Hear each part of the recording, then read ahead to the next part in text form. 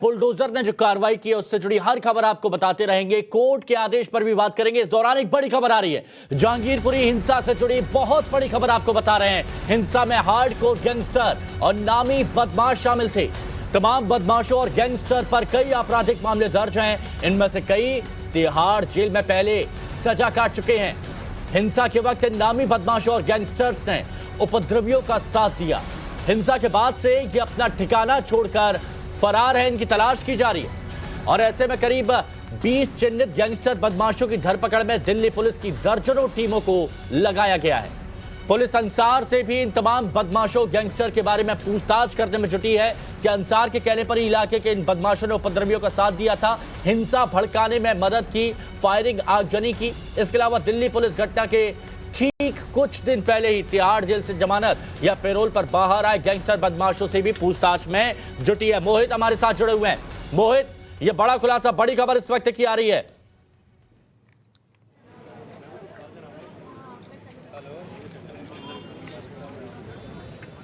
बिल्कुल, देखिए अपने में बड़ी खबर है और हम शुरू से इस बात को बता रहे हैं कि दिल्ली पुलिस के पास ऐसे इनपुट्स थे कि जो हिंसा हुई है, हिंसा के दौरान यहाँ पर लोकल बदमाश एक्टिव थे और लोकल बदमाशों ने यहाँ पर जो हिंसक गतिविधि लोग कर रहे हैं उनकी मदद की है। और उसमें ही एक बदमाश का नाम निकल के आया था, गुल्ली, जिसने हथियार सप्लाई किए थे। और ऐसे तमाम बदमाशों के नाम जो है दिल्ली पुलिस को मिले हैं कि जो यहाँ पर हिंसा के वक्त शामिल थे या उन्होंने हिंसा को भड़काने की कोशिश की है। उसमें से कुछ बदमाश जो हैं वो तिहाड़ में भी बंद रह चुके हैं और जो तिहाड़ से बाहर निकले हैं लोग, या बेल पे हों, पेरोल पे हों, या कुछ दिन पहले वो रिहा होकर आए हो, तो उनकी अब सूची बनाई हुई है दिल्ली पुलिस ने और क्राइम ब्रांच की टीम उन पर लगातार दबिश डाल रही है। तो अपने में एक बड़ा खुलासा है कि जो यहाँ पे बदमाश थे, जो लोकल गैंगस्टर थे, उन्होंने इस हिंसा को भड़काने की कोशिश की है, ऐसे दिल्ली पुलिस की जांच में निकल के सामने आया है। और ऐसे ही लोगों को जिनको दिल्ली पुलिस ने पकड़ा है, उनके सभी के मोबाइल फोन जो है वो अब दिल्ली पुलिस स्पेशल सेल की यूनिट इफ्सो को दिए जा रहे हैं। इफ्सो के पास खास तकनीक होती है कि अगर उन फोन का डाटा डिलीट किया जा चुका हो तो उस डाटा को वो रीस्टोर करके देखते हैं और देखना है कि किस तरीके के मैसेज जो है वो वायरल किए गए थे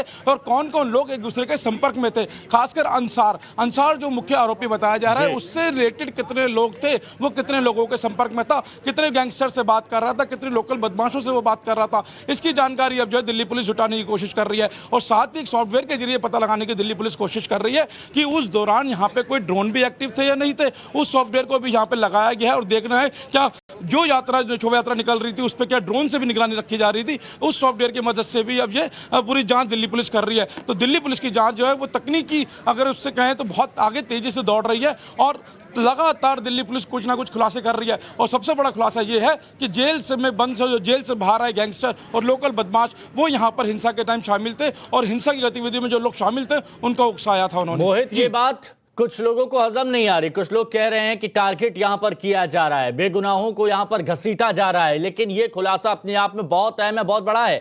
20 चिन्हित गैंगस्टर बदमाशों की धरपकड़ में दिल्ली पुलिस ने कई टीमों को यहां पर लगाया हुआ है और अंसार से भी इन तमाम बदमाशों गैंगस्टर के बारे में पूछताछ करने में भी यहां पर जुटी हुई है। और यह बताता है कि जो साजिश रची गई, जो षड्यंत्र रचा गया, उसके तार कितनी दूर तक जाके जुड़ते हैं।